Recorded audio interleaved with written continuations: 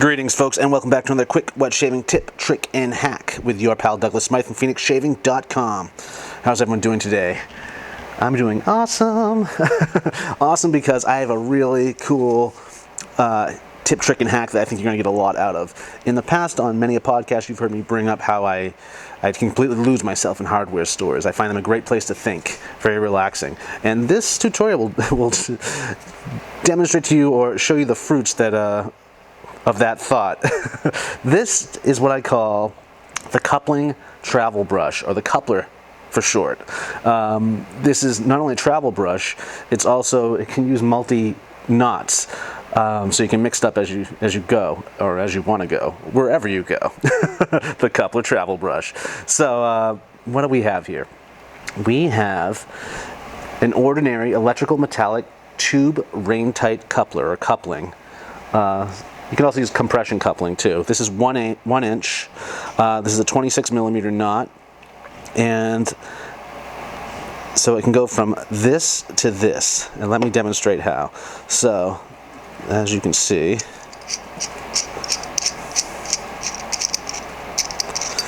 a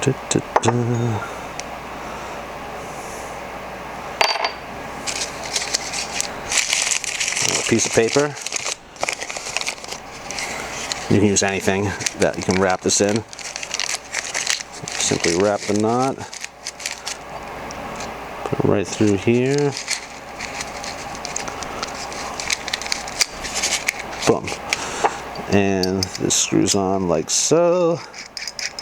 And there you go. Now you can imagine that any type of knot could be used. All you need to do is, let's take it from the top. You get your coupling. And the coupling comes with this locking ring inside. I'm not sure the exact name for this. If you're an electrician out there and know the name of this, you can leave that in the comments below. But that comes inside the coupling like so. And you can see it in there. That's what we want. That's what we want to glue our knot into. And you can use any size knot, really. I mean, it doesn't matter. This is a travel brush. It's fun, you know, and it's your thing. So do what you want to do. You will need a piece of soap. This is a high glycerin piece of soap, but you can use any type of soap. Just cut a sliver off it long enough to mount this on. And you just want to push this ring into the soap a little. And then you want a 2-part epoxy. I typically go for the hard, I'm sorry, not the hard, the colored epoxy, just so I can see when it's dried or when it's cured. But this will do for now. And you want to make sure there's enough glue in there that when the knot is pushed down, it'll rise to just the top of this ring. Okay. Another quick tip while we're at it is to get the most out of your 2-part epoxy, cut the hammer right there so you can control both sides individually. It's typically stuck together.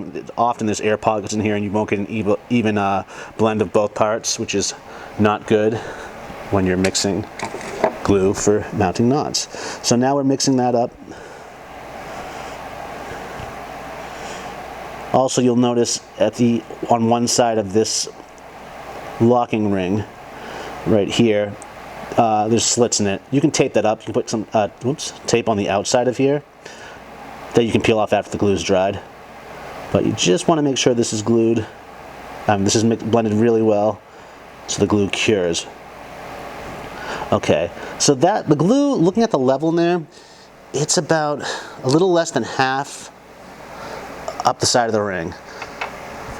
Now I'm going to use a different knot altogether. I mean, this knot I've used in the beginning is a Plaisant style knot. It's a Suave. This one is a Duro. Because I want 2 different brush knots on my travel brush. I want that option. Now you just got to make sure this is centered perfectly inside that ring. And it looks to be. The only thing I warn you against, rather, is since we're mounting this on soap, and I'm using a high glycerin soap, it's kind of slippery. So sometimes the weight of the knot will cause it to slide. If it's not a flat bar of soap, if you cut it by hand, it might slide to the end of the ring. So watch this as it's drying, at least for the first like 5 or 10 minutes if you're doing something, sitting at your desk or on the computer. Keep an eye on this, and if it does go to the side, just slide it back to the center. As you can see, my first attempt, I took my eyes off of it. I didn't even know about that, and this is what I came back to. For the second knot, I was watching this while I was doing a podcast, so I kept resetting it in the center, and eventually the glue was thick enough that it held its place. But yeah, once this is dry, this will come off the soap very easily. It'll slide right off because of all the oils and butters in the soap.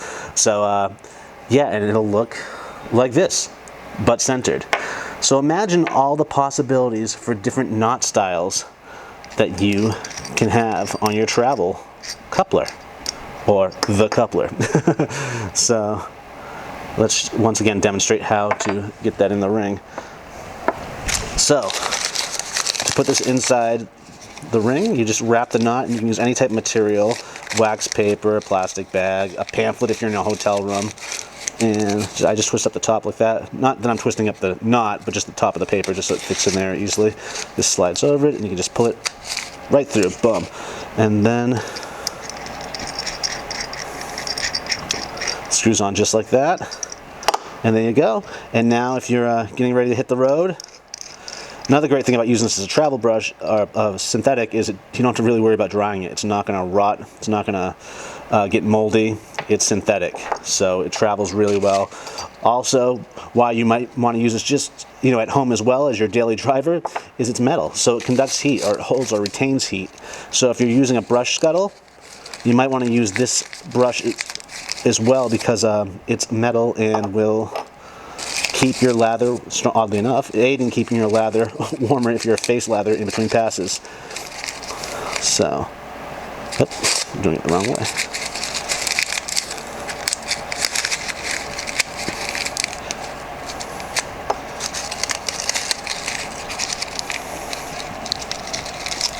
Get the top. And you just gotta make sure this. There you go. Screw that down as much as you can. Pull the knot. Boom. And there you go. It's as small as it gets. This is the travel coupler. So get out there, folks. Make one today. The coupling will cost you about, I don't know, $3, $4, under $5. A new knot costs you maybe under $10. All in all, it's a great travel brush. I highly recommend it.